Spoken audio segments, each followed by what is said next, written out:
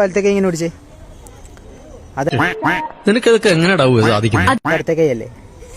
നല്ല ബോധമുള്ള കുട്ടി. ഹായ്, ബിസിയാണോ? ചെറിയൊരു ചോദ്യം ചോദിക്കട്ടെ, അതിന് ആൻസർ പറയോ? പറയോ? ഓക്കെ. ചോദ്യം എന്താ പറഞ്ഞു കഴിഞ്ഞാൽ വലത്തെ കൈ കൊണ്ട് തൊടാൻ പറ്റാത്ത സംഭവം.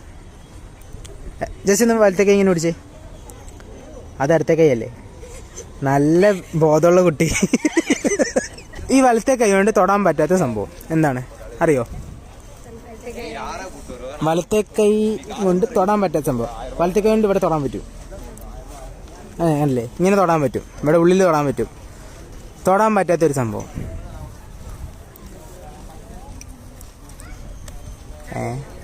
അറിയില്ല? അറിയില്ല.